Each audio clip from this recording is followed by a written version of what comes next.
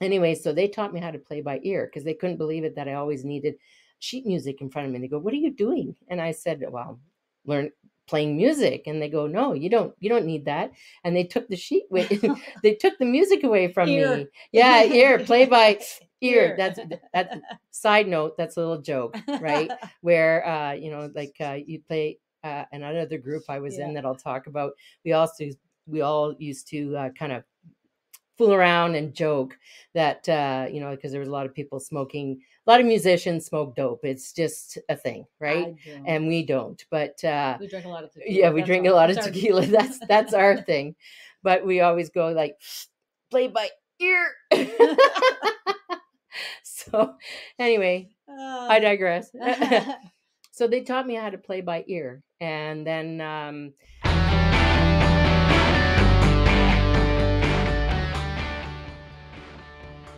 hello and welcome. You're listening to the Sugar and Spice Podcast. We are your hosts, Shelly and Danita. And we are singers, songwriters, recording artists, and we will be talking about music, songwriting, our favorite artists, tequila, and topics that will be informative and mostly fun.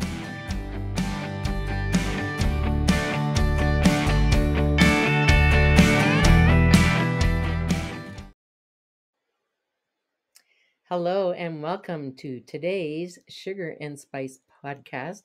If you are a new listener, thank you for joining us. If you are a new listener since our episode 1 introductory and you've listened to it, thank you for coming back and listening to us again. My name is Shelly Dubois and my co-host here is Danita. And we are Sugar and Spice. And today we're going to talk about how we got started in music and some of our history, so you get to know us even a little bit more since our introductory episode, and because we more or less talked about how we met and stuff. So today we're going to talk about how we got started playing an instrument, kind of where our music took us throughout the years, and to where we are now. So I think people, I know myself, I'm very interested in that. You know, when I listen to a very famous artist, we're famous in our own minds. Yeah. And I always find it very fascinating how people started in music, the background. Yeah. So today we're going to share with you our backgrounds in music. And this is Shelly speaking. Loud mouth, Shelly. Yeah. I'll try to keep up. I'm just louder. Yes. I got a booming voice. So I was about 5 years old. And I remember my older sister, who's 7 years older than me, and she played, she had a lot of great rock albums. And she would play those, and I would sing all the time to them. And sometimes I put my headphones on, and you can't hear yourself very good when you put your headphones on, and it's not very good. Anyway, I digress. So I started singing about when I was 5. So my sister would have been 12 at the time. So yeah, a lot of great rock albums. And my dad listened to my mom and dad listened to a lot of country. So I would sing along to those as well. So I really just loved singing. And one day I discovered my mom's accordion. She never played it in the house. Apparently, she played it like at their house parties, you know, with relatives and stuff. And I've heard stories from other people how my mom played the accordion, but I never, ever saw her actually play it. So cool. So it's like she put it away for whatever reason. So anyway, I thought, well, I don't know, for some reason, an instrument was just calling to me. And so when I saw that accordion, I thought, I'll play this. And so it's a 20 bass accordion, which and it's a keyboard accordion, 20 bass. So it's not very big. And I just thought I'll take lessons playing this instrument. I just had that urge. That urge or that feeling that I had to play something. So for a few years, I played accordion, and I still have that accordion. And I asked my mom at Christmas time when she bought that accordion. So she is now just about 86 years old. And so we figured that accordion's about 70 years Wow. old. And I've had a few times some work done on it, on the bellows and the reeds. And, but otherwise, it plays pretty good when there's a good player on it. I don't play it often enough anymore. You'll be able to go to some of our episodes on our YouTube channel where I do play it a little bit. Yeah, it's kind of scary, but fun. It was funny. It was all good. So I took that for a couple of years, lessons. And then some friends of mine at school, we were grade 5, I think, they started taking guitar lessons. And I thought, oh, that is cool. Like So accordion, that's for geeks, nerds, like I'm not going to, I don't want to, yeah. Don't tell Weird Al. Yeah, that's right. Or any, Weird no offense to all you accordion players out there. That's how I was a 10-year-old kid. Okay. My uncles play accordion. So that's right. And yeah. Yes, they probably play way better than me. Yes. Yes. So I started taking, I needed a guitar, and guess what? I found a guitar in the house. We had our bedroom, there was bedrooms in the basement, and the closets, the way my mom and dad built them is that there was long hall closets like on each side of the staircase. It's hard to explain, but in the bedroom, so you open up the closet door, and so the closet was as long as the staircase was. So from top to bottom, right? Yeah. And I don't know what possessed me going in that closet. It was my oldest brother's bedroom. If he's listening, guess what? Yeah, I found a guitar in that closet. He must have bought it or something and never played it. So I went, I want to play this. So I started lessons with that guitar, and of course, the strings were like an inch away from the fretboard, so it was a finger killer, right? So because I took lessons for a little while and stuck to it, then my parents bought me a better acoustic guitar, and so I took lessons with some friends of mine. We were like in group lessons, and our guitar teacher at that time saw a potential in us to do like a band together. Nice. So he started us in a band when we were 13. He taught us all these rock songs, like the old, like Beatles and stuff, and a lot of country songs. He wrote out the music for us. Wow. He wrote it out so that, what he was teaching us. Yeah. Great teacher. I don't know whatever happened to him. If John Bancroft ever hears this podcast, I would love to, meet up with him again and say thank you so much for all the time and effort. And, we were teenagers, so we were a little assholes to him. And, because he was British and he had a Beatles haircut at the time. So we were like, Mr. Bancroft, we don't want to play that music, but yeah, we were teenagers, right? But he did a lot for us. He got us lots of gigs. He got a drummer for us and everything. He was like our manager too. And he just did it because he saw the potential in us, right? Never like the gigs he booked for us. He never took a cut of money. Well, at least I didn't, not that I'm aware of. Yeah, exactly. It was just teenagers. And our parents drove us around like the Peace River country, which is in northern Alberta. And we went to did a lot of gigs, and then we did that for about 3 years. And so 13-year-olds to 16 in a band, and we learned a lot, and we were taught to read music. I also had relatives, some guy relatives that would come in the winter times and work for my dad. My dad had a trucking company, co-owned. For oil field, and so they always needed extra guys in the winter when it was busy, swampers. And so I had 3 cousins that would come stay with us, and they all played guitar, and they played by ear. So I had not known how to play by ear until they came along, and when they had time off, they would be sitting around playing their guitars in the living room. How fun was that for you? It was, and they taught me how to play by ear. And so 2 of those cousins are still with us, and one still plays. I think he's 77 this year, so he still goes out and plays at the jams and stuff like that, right? So my cousin Johnny, yes. So awesome guy.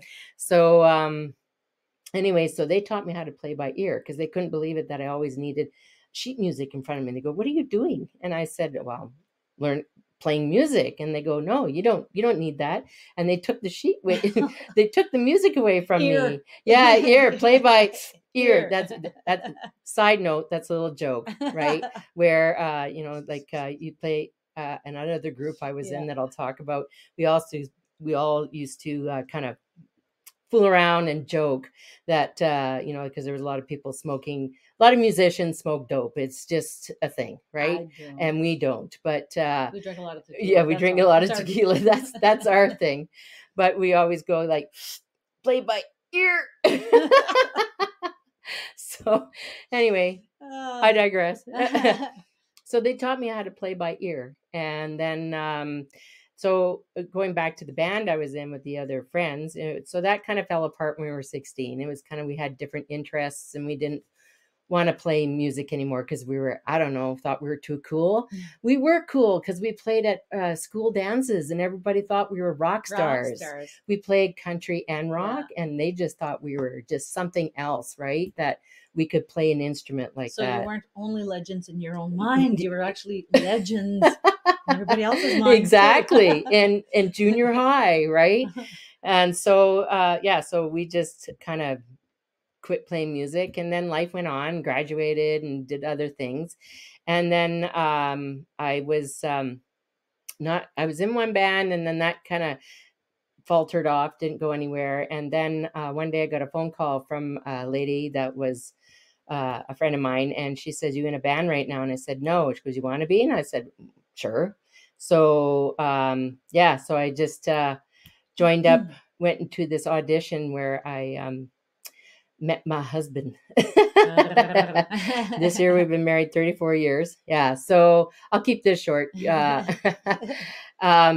Whereas I auditioned and he told me I didn't have to sing. I just want to look at you. Yeah. From behind. He's a boob man.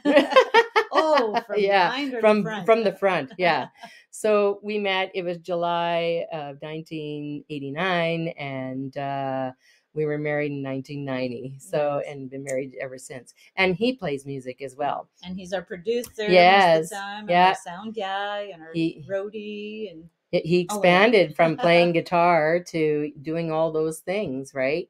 So it's been voice has been my main instrument. I also guitars. Oh, just rock. Right up there. Yeah, so you rock the guitar. So thank you. And I love playing acoustic guitar. I've never played lead. I want to thank your teacher for teaching because it's making us what we are. Right? Yeah, it was all those rhythm, rhythm of I don't want to do it too loud, but if you can hear it, like you had when we did rhythm testing, it was like doing these long rhythms of. Oh yeah, tequila. Oh my God! Yeah, now that's what we say. Song. Yeah. So you had to repeat that back, right? And he was a stickler. We had two teachers actually. We started off with a lady teacher, Judy, and then she got too busy, and she brought in Mr. Bancroft. So they were a stickler for rhythm, and so that's. I do pride myself being a very strong rhythm guitar player. And I've gotten many compliments about that. Accordion? Yeah. So because I play keyboard accordion, I can also kind of fake my way through playing piano. That's what I call it. Fake it till you make it. I can play really good in the key of C because you don't have to touch the black keys. Si, senor. But I know all my key signatures. I know the theory, but it's just like, it's in my head, but I can't make my fingers do it all.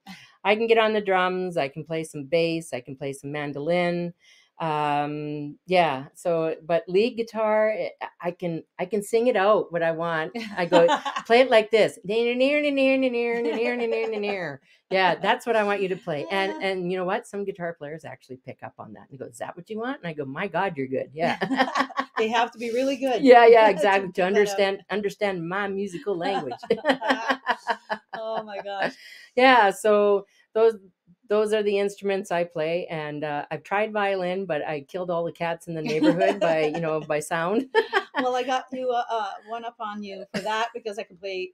Used to. You Are My Sunshine, and there was something else my mom taught me on the fiddle. I actually own a fiddle, but this is a surprise to me. You've never told me that before. I actually have a fiddle.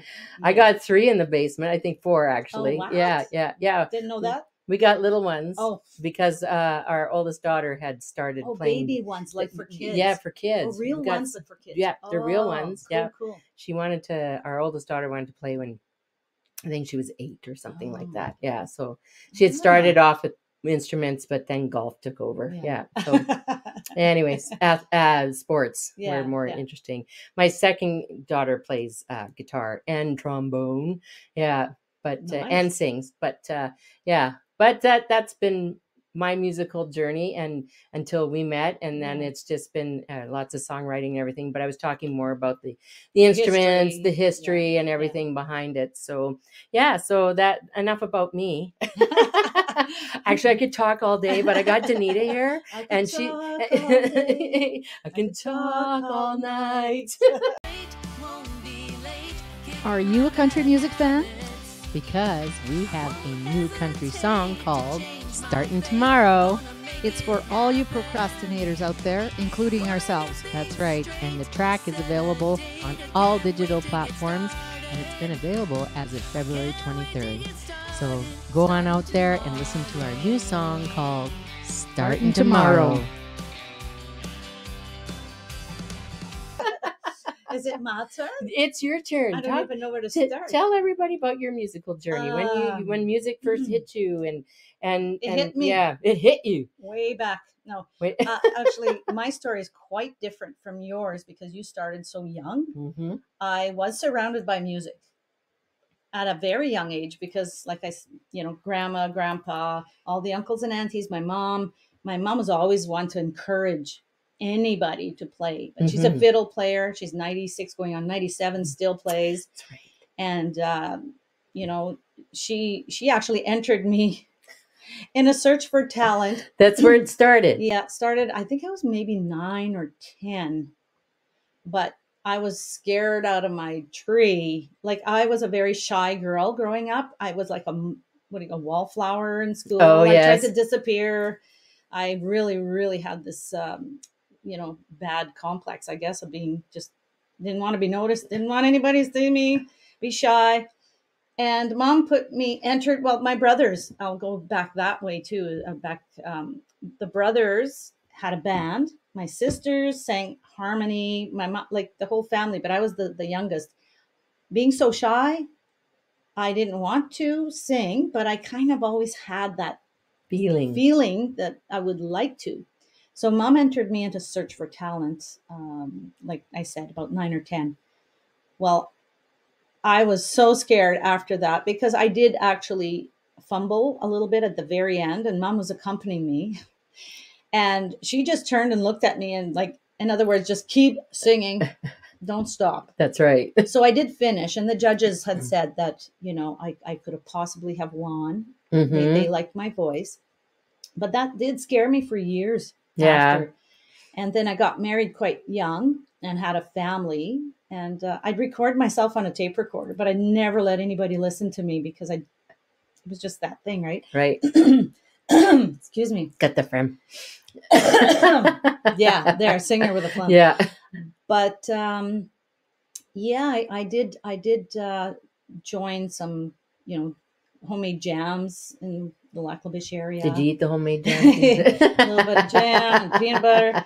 That's where the phlegm comes from. The peanut butter. Yeah. So I joined, well, actually the first band I was ever in was with my sister and her husband and 3 boys and my mom. So we had a family band. We called ourselves Family Pride. Oh, yes. And it was nice to have that family unit, the support. So I wasn't as shy with them, but we relied on our songbook and everything, and but it was a good start for me. Yeah, got to start somewhere. Yeah, we had a few gigs, and then I wanted more, so I joined the homemade jam, like I said. Yeah, man, I was petrified. But only one song, that was the thing. Just one song, you can't even break the ice with that, right? Like to get out of that shyness. Yeah.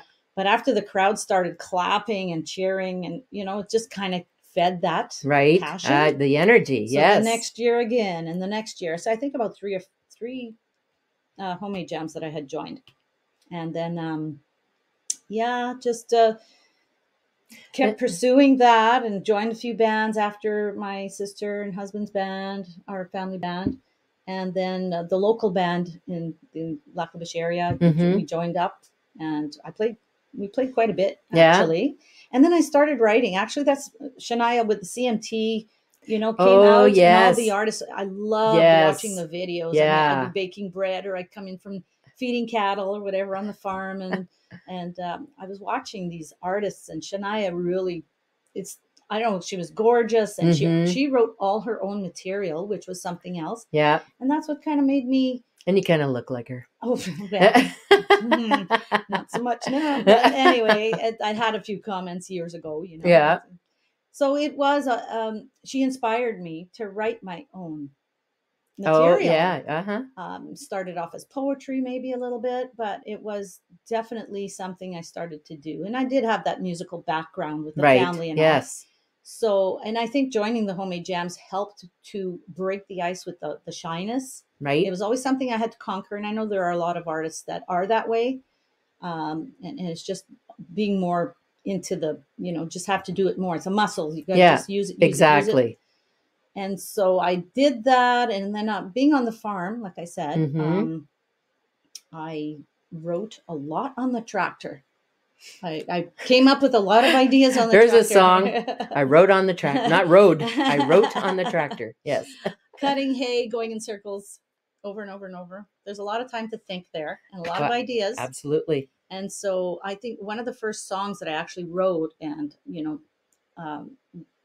melody and everything came really easy, was A Mother's Love. Oh, Mother's Love. Yes. And that was for my mom's birthday.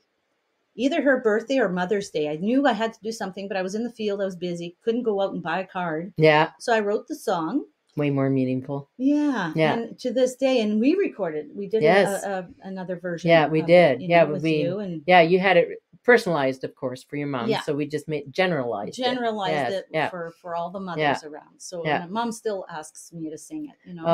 So it was easy to write because it was so easy to write about her, because she's just such an amazing woman, and I have big shoes to fill. But what came next was writing an album. Mm-hmm. But I taught myself how to play guitar, and that's where my mom was also telling me 15 minutes a day, that's all you need.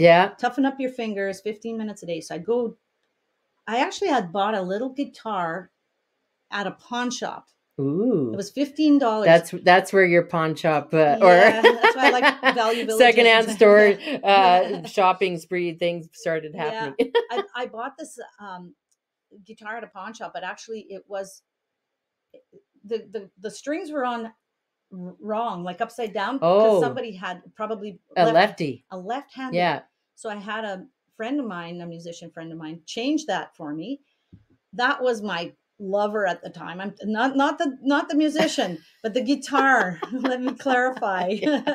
I was so in love and so passionate about that guitar and learning. Mm-hmm. And the chords, the minor chords really were awesome. Like the sound of the A minors, my capo. Yeah. So I taught myself how to play. And like I said, I was in the field or feeding cattle or whatever. I'd come I could not wait to get back to the house. My kids were in school. I wouldn't either. I would too want to get back to the house after. But yes, I played that guitar. I dreamed of songs and lyrics. I'd go to bed and those lyrics were spinning around in my head.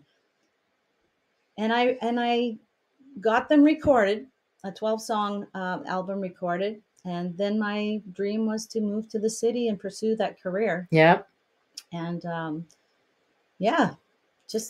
it just kind of snowballed from there. And then I joined a band. I went to a jam, like in a local jam in the city in Edmonton. Actually, it was in St. Albert. Yeah. That's where the jam was.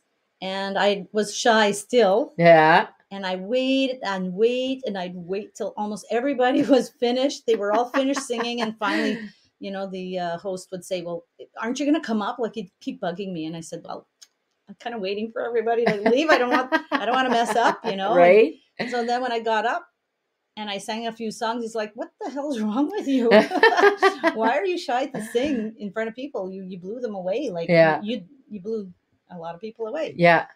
So that encouraged me. So that actually we joined, and we started a band, Yeah. and then we took off and went everywhere, all over the country, like all over Alberta, a lot of places, And British Columbia. BC, Yeah. BC, Alberta, and we'd be on the road like 2 weeks at a time when the gigs were actually Paying. and Yeah. lasting that long. I'd carry gear. Yeah.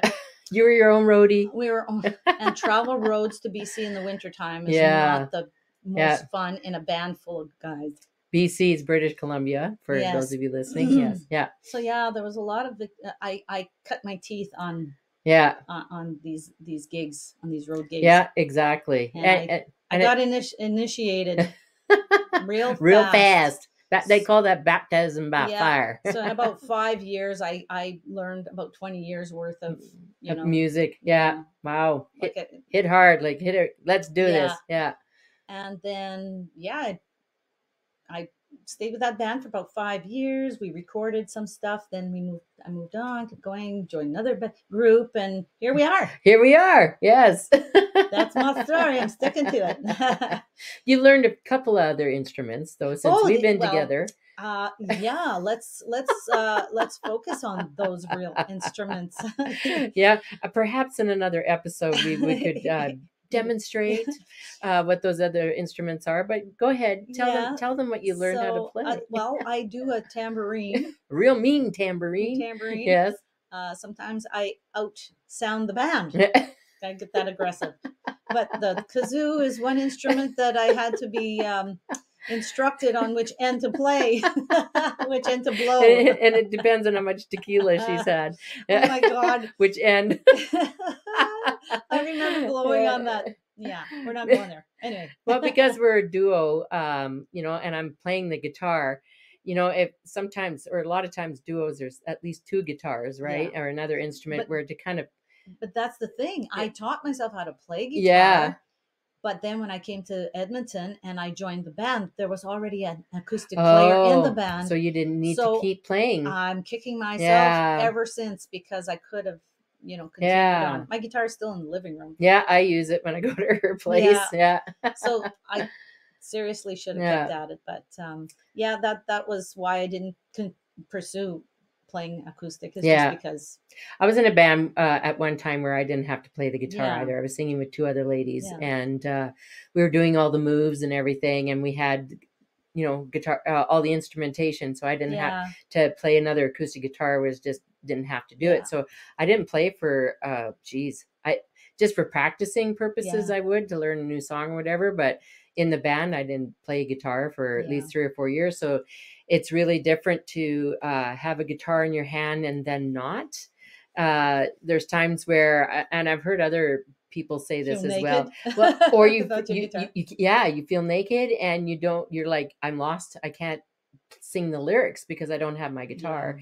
So I've throughout the years, I've learned to practice singing without the guitar and singing with the guitar, even practice standing up, playing and singing compared to sitting down, because there's a difference. I will say, even just singing, sitting down or standing up, for me, sitting down actually is comfortable. I don't know what it is, just nerves. You're just too lazy to stand up. Well, as we get older, we're just too lazy to keep standing. But I like I said, the putting down the guitar, the creativity went out the door too, because we were busy doing singing cover songs in the bands. Wasn't original material. It was just covers. And so why would I need that was why my purpose was when I learned to play, was just to write. But I did accompany my mom a few times when she'd play fiddle. Those were easy chords. How that came really easy to me to accompany her when she'd play fiddle. So that was fun. That was a nice mother-daughter thing that we did. So so that you play the kazoo, and now you're the tambourine, the kazoo, and the cajon. And I bought a A cajon. I love it. I and love she it. does really well on it. Yeah, Yeah. you got I got the moves. I got the moves. I got the rhythm. You got the. She's got rhythm.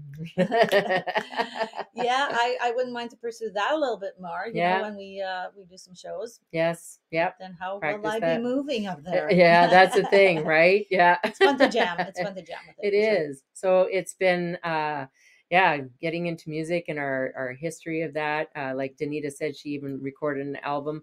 I did as well. Recorded an album back in about 2008. Yes. Oh, mine was about 2003 when I released it. Okay. Yeah. So and we, you know what, we got a lot of great songs on there, and we keep talking about how we're going to revisit those songs and sing them as a duo. Just kind of maybe do a little bit of rearranging for harmony purposes or whatever. But so it's in the works. One day. One day we got so many we have a lot ideas, but so many songs that we'd like to re-record together of your album, my album. Yeah. Bum. I said bum. A bum? With your bum and my bum? Is this a podcast or a podcast? I think we're going to rename it a podcast. Yeah. We'll have separate episodes. That will be our tequila episodes. Yeah. So, we need sponsorship. Just to win have a windfall, we could just be recording. Yes, that's all we wanted to do. Yes, so we got lots to do because we got so many ideas, so many songs. We got lots of time.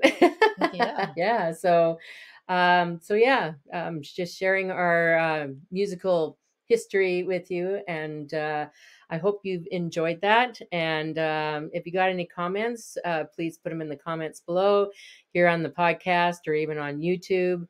And we'd just like to thank you for listening to us today and coming on our musical journey with us. Thank you for listening to today's Sugar and Spice podcast. We really appreciate you listening. We'd also appreciate if you could follow us on our socials on Facebook, Instagram, and our YouTube channel. Please go to our YouTube channel and subscribe. Follow us on Facebook and on Instagram. And please provide comments of how you enjoyed this wonderful podcast. We'd like to have fun, and we'd like to have our listeners have fun along with us.